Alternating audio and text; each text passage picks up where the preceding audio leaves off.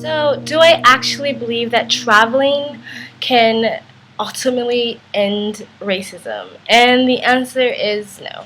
I'm not that naive. But I do think there's something to be said through exposure and educating yourself through exposure. Let's say that there was someone who was born and raised in a community that hated Muslims. Like, they just hated Muslims. His father, his parents, his mother and his father taught him how evil Muslims were and how they hate Americans and they want to destroy Christianity. His peers, his friends, all thought the same thing. The media that he listened to and taking in the books, the literature that he read, all told him that Muslims are bad and evil. Everything he knew growing up in his bubble of life told him that Muslims were bad. But one day he decides to visit a Muslim country or a Muslim community, and he breaks bread with them, he lives with them, he befriends them, he talks to them, he had intellectual and philosophical conversations with them. He sees how they live, he sees their family, their life, their hopes and dreams and fears and sadness. He travels with them, he goes to cafes with them, he goes on long walks with them, he embraces who they are, and finds out through that journey that everything he was taught about Muslims is wrong.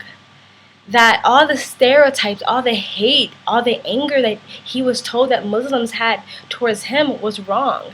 If these Muslims hate me, then why are they breaking bread with me? Why are they inviting me into their home? And of course, this is a hypothetical situation, but I'm just trying to make a point here. Then he realizes that everything he was taught about this race, about this community, about this culture was built on lies. He realizes that just because you're a part of one culture doesn't mean you're part of one giant hive mind and you all think the same. Most cultures are multifaceted, and just because you belong to a culture or you have a certain skin color doesn't mean that you think just like the other person down the street thinks. I'm a black person and I don't think and act, behave like every single black person there is on earth. I was watching the Grapevine the other day, and I think I'm going to put the name on the screen. I'm not sure if I'm getting the name right, but they were talking about Trump and Trump election, and that's not what I'm going to get into. They actually talked about this certain community or this alt-right, like, racist community that exists, and that there was this young man that was actually brought up and raised and bred in this community. He was actually pretty much bred to be the new leader of this alt-right racist movement. It was kind of like a religion where they actually went around different communities trying to convert people into their beliefs.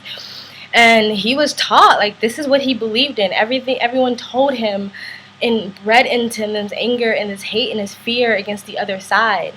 And then he went to university, and he was exposed to the same community that he was taught to hate. He went to university and he was exposed to the same people that he was taught to loathe or fear or want to destroy. And he befriended these people. He broke bread with these people. He sat down and talked to these people. He heard their side of the story. He let them speak. He listened. And throughout that experience, he realized that everything he was taught was wrong. All these blanket stereotypes about one culture or one race was not true. That hate, that anger, or even fear that he had for the other side started to dissipate because he was exposed to what he was told to hate. So there is something to be said about educating yourself through exposure. If you're told to hate Muslims, go visit a mosque. Go visit a Muslim community. If you're told to hate anyone who supports Black Lives Matter, then actually go and break bread or talk and discuss and have a conversation with someone who is a part of the Black Lives Matter movement. If you're told to hate all men or all women or all whatever race there is, if you're told that all immigrants are destroying the country, then go see their family for an instance. Sit with them and see what they think. Listen to their side of the story. I don't think traveling will end racism, but it's something to be said to be exposed to so many different people and different races and different cultures from different countries that make you go, how can I hate any one group? Like, I've never been that person to begin with. I stood on the idea of just treat those how you want to be treated my whole life. But I think traveling has just instilled that into me even more. I feel like when you live abroad and you travel, you just see like everybody is pretty much the same. Everybody just wants to be happy and to be loved and not to go hungry and have shelter. Everybody just wants to be accepted or belong to a community or be heard. Everybody just wants to take care of their family and want their children to be happy and laugh and felt loved. Everybody just wants sort of the same aspirations, really, when it comes down to it, when it boils down to it. Everybody kind of just wants to be okay in this world, or be made to feel like they're on the right path in this world or this life or reality. Everybody, when it comes down to it, is sort of the same. Everybody fucking shits at the end of the day. Everyone's going to fucking die, and everyone's trying to make the best out of the life that they have right now. When you travel through and you live abroad, you see that everyone's just like me and you. Yes, there are some differences because of different cultures, different upbringings, and different economical and social situations. But when you strip all that away, everybody is pretty much the same. I feel like traveling and educating yourself through exposure can open your eyes to that, I guess.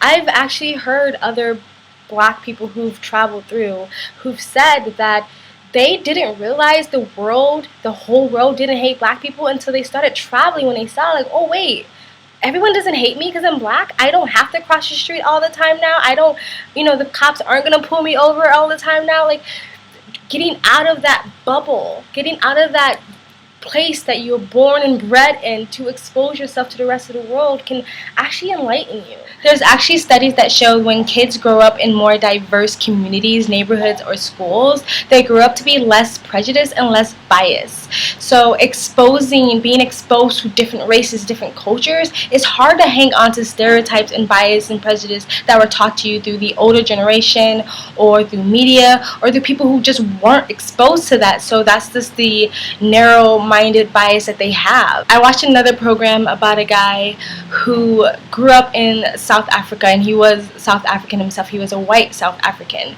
and he never thought he was racist. He was like, I'm not racist, I'm loving and kind and generous, and I believe in rights and equality for all mankind. And he would sign any petition that was supporting that and supporting equality. And so he was like, no, I grew up completely thinking I had no bias or racism, but I also grew up in my bubble. I grew up just around my friends, and that's all I knew. I had a very narrow-minded perspective of any other cultures or races because I wasn't exposed to it.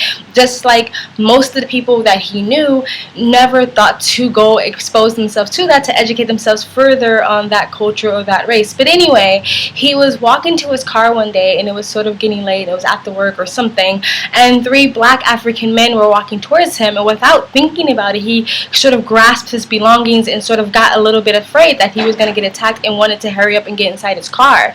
Of course, the men just walked by him because they were just minding their own damn business, and soon after that episode ended, he immediately felt really guilty and ashamed of himself. He was like, I'm not racist. Like, why would I think that? They weren't doing anything to me. They weren't making any gestures or having any type of attitudes as if they were going to attack me. Why would I think that? He realized that even if it was subconscious, that there was still a lot of bias or stereotypes that was sort of programmed into him as he grew up through media, through society that he lived in, through his certain little bubble of peers that he just didn't realize was there.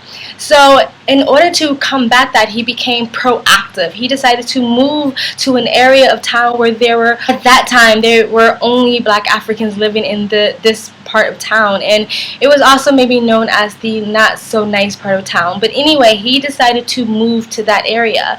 Even when he got there, a lot of the people in the community were like, why are you here? They thought he was lost, and when they realized he was actually moving there, they kept questioning, why would you want to move here? Why wouldn't you stay in your little safe space? And he explained to them very honestly that he wanted to educate himself and expose himself to the culture that he was told that was maybe less than or less educated or less violent or whatever, less worthy. For years after he moved there, he was the only white man person to live in that area, it's safe to say immediately he realized that a lot of the stuff that he was told to believe was just not true. Throughout his experience in the years of he living there, he cohabitated with the black Africans, and he broke bread with them, he talked with them, he walked with them, he learned with them, he laughed with them, he cried with them, he made friends with them, he intertwined his life into their lives, and he realized that none of that was true. That yes, you can pick and choose and cherry pick certain situations and make it seem like that's everybody, but just because you're part of a culture or race doesn't mean, again, you're a hive mind and that you all act and think the same. He realized that this is a multifaceted culture and race. He learned that they were no different than he was, and of course, yes, there are some superficial differences or non-superficial differences like skin color and race and just upbringing and social class and stuff like that are already mentioned in this video. But when it came down to it, that we were all the same. He's just like them. He wants the same things that they do, and they want the same things that he do. When it comes down to it, love and happiness and prosperity and safety and security. But he learned that through exposure, through educating himself through exposure. So you don't necessarily have to go across the world to do this, but just getting outside of your bubble, out of their side of the same peers that just thinking and acting and saying the same things you are, you're never going to really challenge your own beliefs. And I think sometimes it is important to challenge our beliefs, because then how do we know that we're just not following a herd of people who are just doing all the wrong things? I'm not saying that you should throw away all your beliefs, but like if you just stay in this bubble of like-minded people and you're just saying yes, yes, yes, yes, yes, yes, yes to each other, and no one says no, and then now you have to stand up and go, well, I need to challenge that by going to educate myself on it, then how do you know what you're doing is the right thing? I don't think traveling cures everything. I really don't. I'm not like that naive, but I do think there's something to be said to educating yourself through exposure. You actually living it and being in it is going to give you more knowledge than reading any book or seeing it on TV or watching a YouTuber talk about it or live it. You have to actually go out there and do it yourself.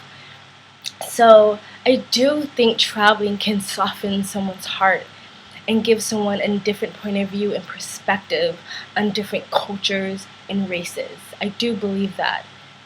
You know, I totally understand that there's a lot of people in this world that don't see it my way, that there are groups of people in this world that are always going to hate me and not like me and judge me because I'm black and because I'm female. But doesn't mean that I have to stoop to their level and behave and be like them. It's not to say that I'm going to be disrespected or walked on, but I'm not going to play the hate game. That is not my game to play. And if that's someone else's game, that is your game to play. I've been listening to Alan Watson. He mentioned that, you know, life is kind of just a game and everybody has their part to play in it. So you're not allowed to really judge people's role in this life. So that's just not my role. That's just not my part to play. And I'm making this video because I've been watching and seeing what's been going on back at home, this divide and this anger and this frustration, and a lot of it is justly so, but it's just this, you know, this blanketed hate, this blanket judgment on, oh, all white people are this, or all Muslims are that, or all feminists are this, or all white men is this. What happened to just judging people based on their character and who they are? Anyway, that's the end of my video. I didn't want to make this video long, but do I think traveling can end racism? No, but I definitely think it can open your eyes, new perspectives, really, really just give yourself a new type of knowledge you wouldn't have gained if you just stayed in your little bubble where you are. And you don't necessarily have to travel internationally. You can just travel outside of your community and see for yourself. So that's it, guys. So I actually forgot to do my intro. Hey guys, my name is Shamika and this is Live, Love, Life, and Travel. I upload videos throughout the week. I upload my travel topic videos throughout the weekdays and my free talk videos throughout the weekend. So if you're interested, please hit that subscribe button. If you like this video, please like it. If you want to share this video, please share it. And if you have any comments, please put it in a comment section below. Hit the bell so you can get the notifications. And if you do, subscribe and check out the links below. Thank you from Live, Love, Life, and Travel. And so